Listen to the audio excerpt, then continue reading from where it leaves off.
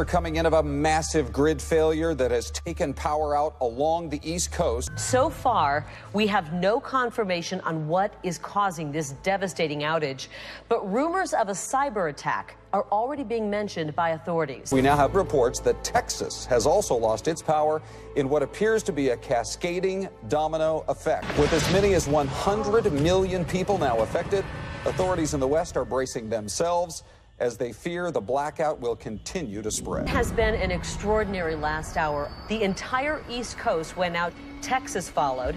Officials confirmed a cyber attack is the most likely cause behind this catastrophic failure. Forgive me, I'm being told right now that Los Angeles, Las Vegas, and San Francisco, they have all gone out as well. It's looking like a total power outage across the entire country. A colossal and history-making blackout, the likes of which we have never seen before.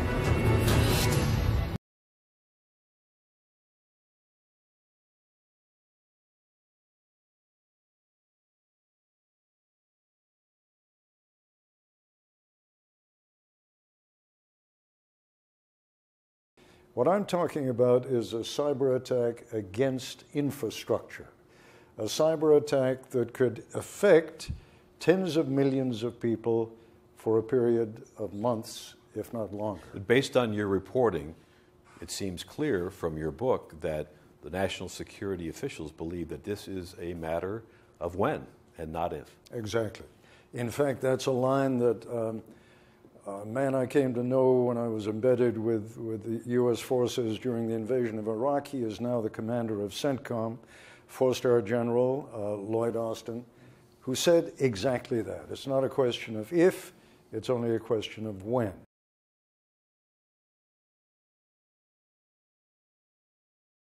We know, I say because the former chief scientist of the NSA told me this, as did Keith Alexander, his boss, who was the director of NSA. We know that the Russians are in the grid. We know that the Chinese are in the grid.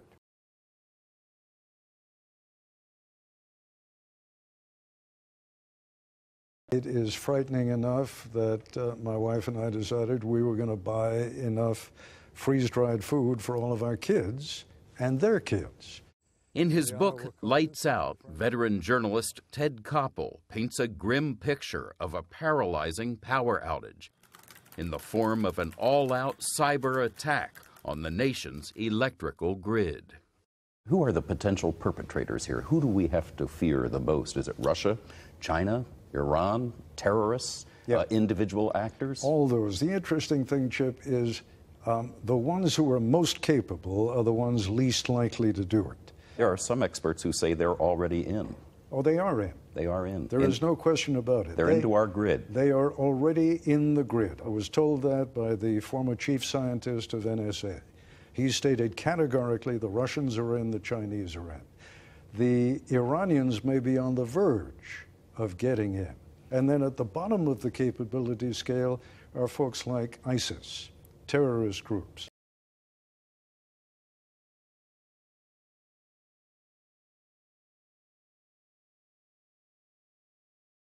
I spoke to the two top officials at FEMA. FEMA is the Federal Emergency Management Agency.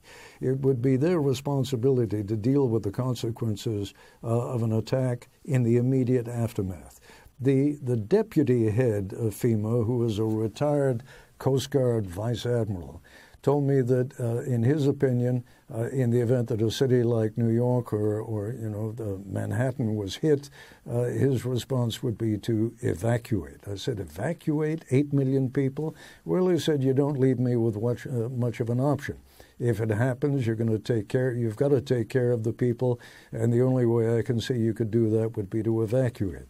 The next day I spoke to his boss and said, what would you do? Would you evacuate?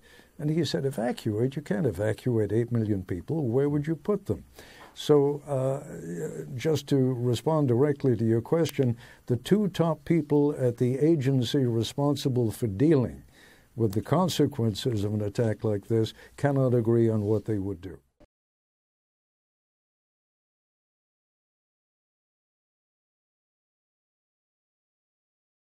So we turned to Paul Stockton, a former Defense Department official whose duties included cybersecurity.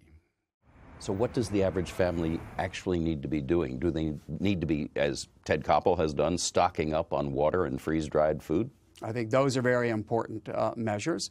Average citizens need to be able to take care of their own families and their own neighborhoods and their own communities, and not assume that Uncle Sam is somehow going to magically bring in the cavalry and rescue them. Are the power companies today prepared to respond to a large-scale cyber attack on the grid? Power companies today are strengthening their ability to respond to an attack and restore power more quickly. Still, Stockton admits their readiness is not where it needs to be, given that the adversary continues to strengthen the sophistication of the weapons that will be used against the United States.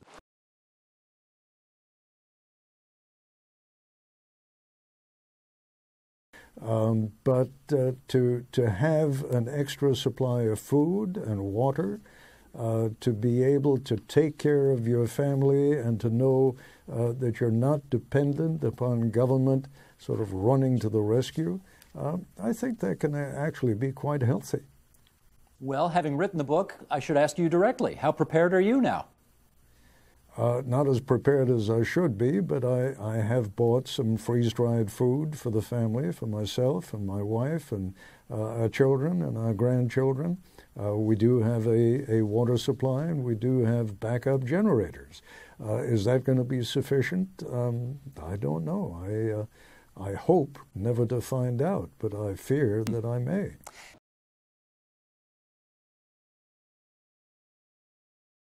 So let's ask you directly.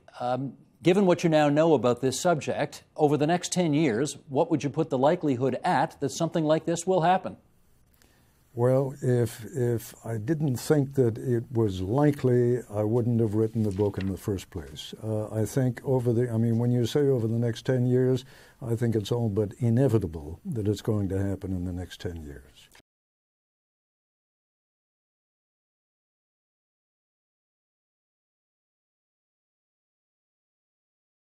You're talking about a community of, what, 8 million people? The food in a place like Manhattan would run out in a couple of days. New York State has several million MREs, meals ready to eat. But when you take several million and you divide it by 8 million, you're talking about maybe a 2 or 3 day food supply. What happens on day 4?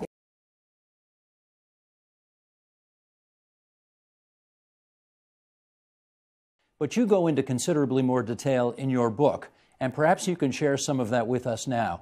What would happen, in fact, if this did take place? Well, once you're without electricity, you are without the capability of, particularly if you live in an urban center, you're without the capability of heating or cooling your home. The water supply is going to stop in the sense that it requires pumps which are powered by electricity to get that water into the various apartment buildings, into the flats throughout the city. The worst part about that is not merely the fact that there wouldn't be enough drinking water available, but also the fact that you don't have the capability of disposing of human waste. Within the matter of just a few days, that becomes a major crisis.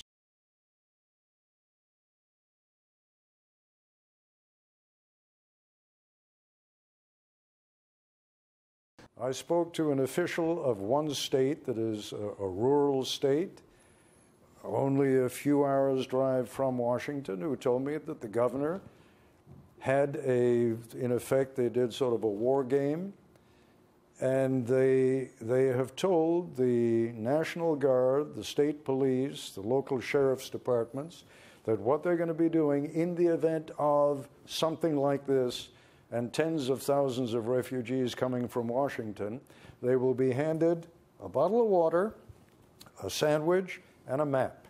And the map will show them where the nearest gas station is. And they will be told, I'm terribly sorry, we do not have the infrastructure to support tens of thousands of refugees. And I must tell you that in the final analysis, I came you know, we all have to reach a conclusion at some point or another. When you read the book or when you get other information on the subject, you may reach a different conclusion. I am convinced that this can happen, and I am more or less convinced that at some point or another it's going to happen, in one form or another. It is frightening enough that my wife and I decided we were going to buy enough freeze-dried food for all of our kids and their kids.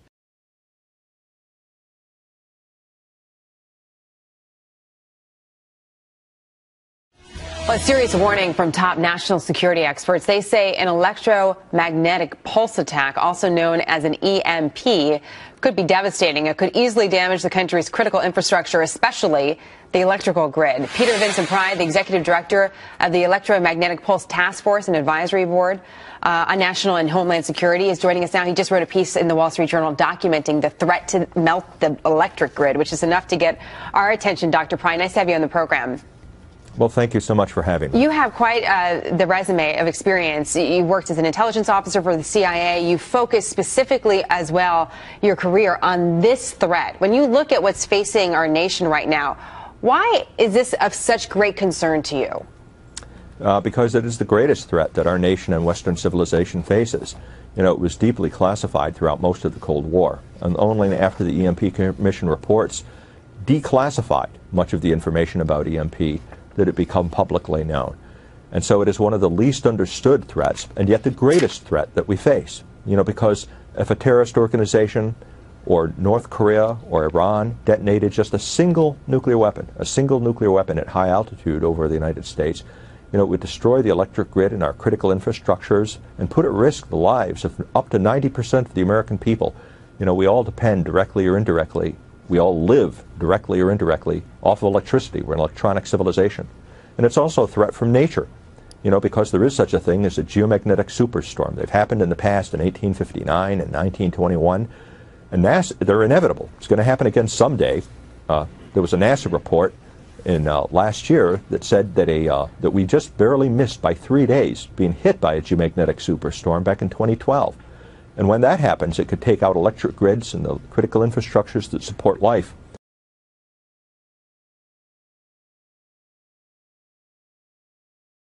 The threat of a terror attack is one that needs to be taken seriously now.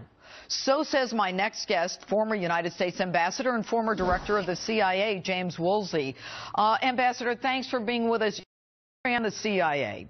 You know firsthand how many enemies we have out there. What do you think is the biggest threat to our grid?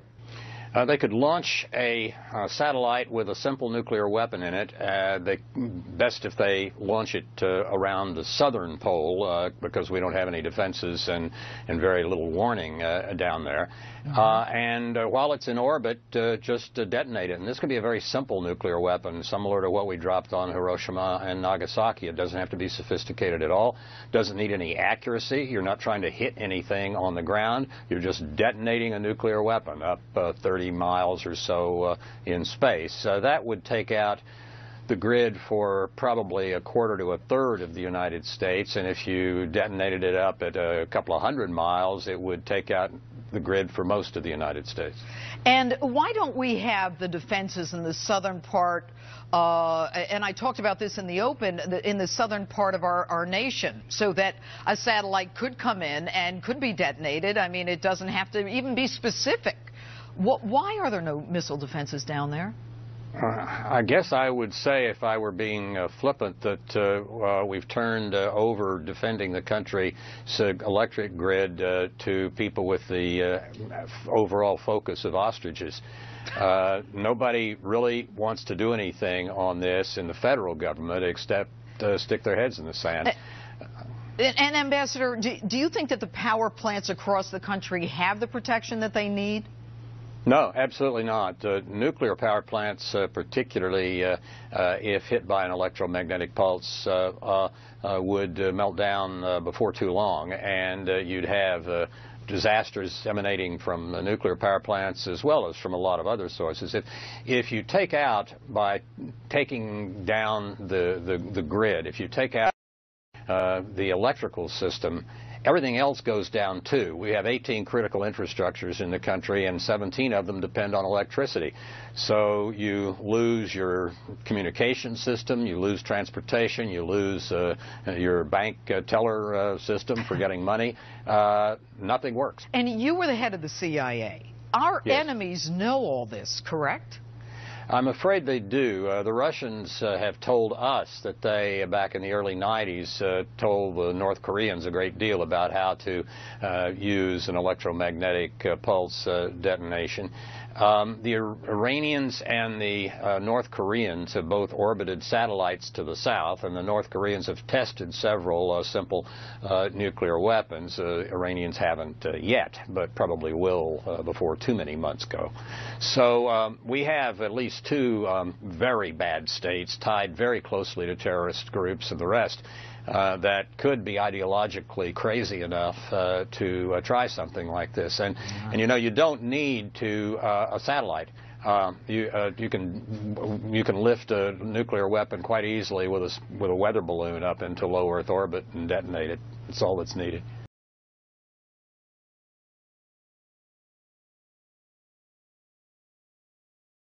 For the past few months now, the nation's top military, intelligence, and law enforcement officials have been warning Congress and the country about a coming cyber attack against critical infrastructure in the United States that could affect everything from the heat in your home to the money in your bank account. The warnings have been raised before, but never with such urgency, because this new era of warfare has already begun.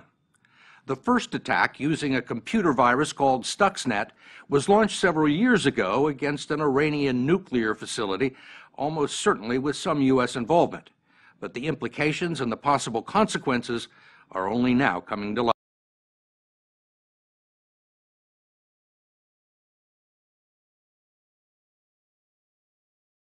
And then, one day in 2009, without a bomb being dropped or troops on the ground, the plant in Iran was dealt a blow. The agent of destruction? A computer virus, codenamed Stuxnet. And it turned out to be the largest act of cyber sabotage in world history. If you were in that room, you would literally die. You would not want to be in that room when this happened. Eric Chen is a computer virus expert who's been analyzing cyber threats for the last 15 years. He's one of the few people on the planet qualified to discern what actually happened. How big a deal is Stuxnet? I don't think there's ever been anything bigger. You know, the closest thing that's been bigger is maybe the advent of the internet.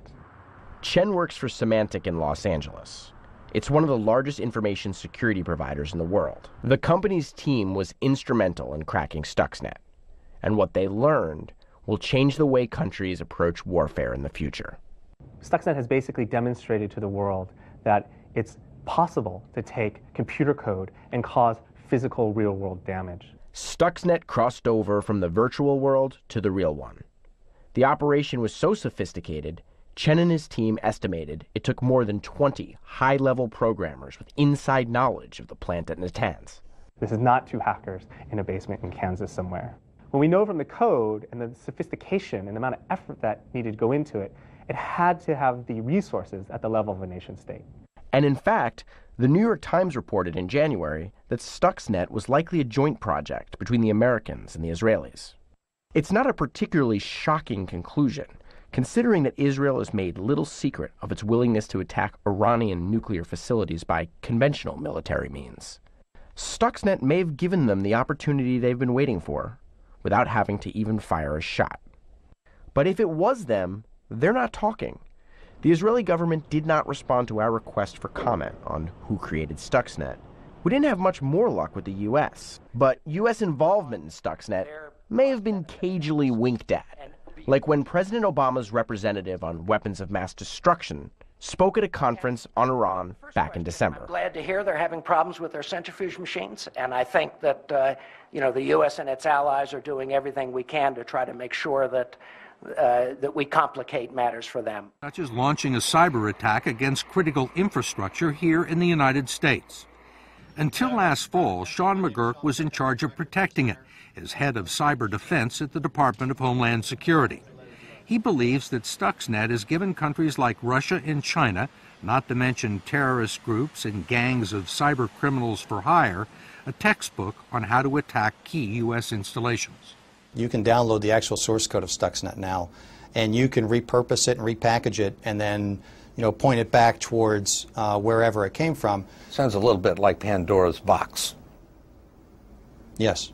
Whoever launched this attack, they opened up the box, they demonstrated the capability, they showed the ability and the desire to do so, and it's not something that can be put back.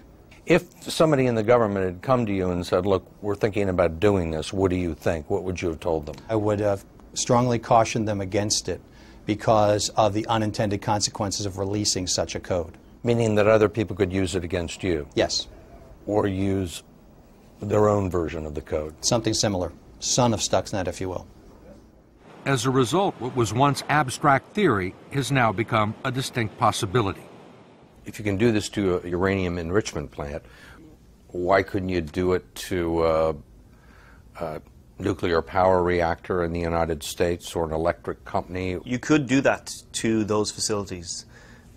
It's not easy. It's a difficult task, and that's why Stuxnet was so sophisticated, but it could be done. You don't need many billions, you just need a couple of millions. And this would buy you a decent cyber attack, for example, against the U.S. power grid. If you were a terrorist group or a failed nation state and you had a couple of $1 million, where would you go to find the people that knew how to do this? On the internet. They're out there? Sure.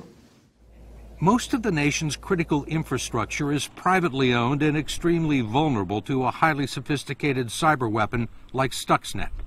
I can't think of another area in Homeland Security where the threat is greater and we've done less. After several failures, Congress is once again trying to pass the nation's first cybersecurity law. And once again, there is fierce debate over whether the federal government should be allowed to require the owners of critical infrastructure to improve the security of their computer networks. Whatever the outcome, no one can say the nation hasn't been warned.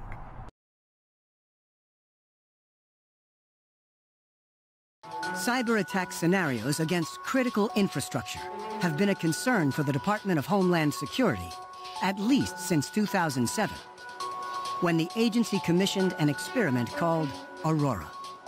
The question experts wanted to answer was a simple one. Could a purely digital cyber attack disrupt or disable a large generator connected to the power grid? I was the director of the Control Systems Security Program at the Department of Homeland Security. And during that time, I ran the project that many people are familiar with called Aurora. A team of electrical engineers brought a 27-ton heavy-duty diesel generator to a specially built testing facility at the Idaho National Lab. After connecting the generator to the power grid, they challenged a team of computer security experts to use computer code to knock the generator offline. The test was monitored via closed-circuit TV. In the video, you'll see it running, humming along normally. And then you see the first hit. The first jump. You see the generator shudder. The jump occurred almost immediately after the attackers sent the first packet of malicious computer code. We wanted to hit it and then wait and collect data and see what was happening. And then hit it again, collect some data, and kind of watch the progression of the damage to the generator. After the second attack, the generator lurched again, belched ominous smoke, and ground to a halt. Not only was it knocked off the grid, it was rendered completely inoperable. What they found when they opened the generator was just failures with almost all parts of the generator, both mechanical and electrical. So what you're really talking about is essentially what you would do with pieces of dynamite. So this was a tough machine. This was heavy duty. And it was designed to run in severe conditions. If you were actually doing that attack, there's no reason to pause and wait in between. You simply put your software on a loop and you just keep hitting it until it breaks. An attack like this could take less than a minute, but leave consequences that would last for months. If you damage or destroy these, you can't just go down to your neighborhood hardware store and buy another. It could take you maybe 6 to 9 months to get another one of these. And according to a government study, a coordinated attack on fewer than a dozen power stations could cause a massive outage.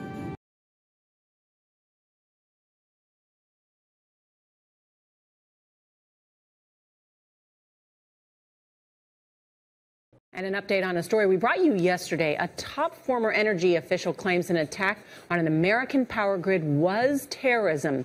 One or more snipers opened fire in April, knocking out 17 transformers that send power to California's Silicon Valley.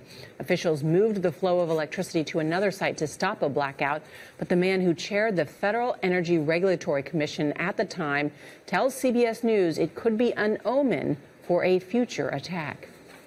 We have risks on physical security that were evidenced by this attack that have not yet been addressed, that need to be addressed, in my opinion, immediately. Let's take a look at the U.S. Right, so let's start with the domestic threat, Brian. Here we have the United States.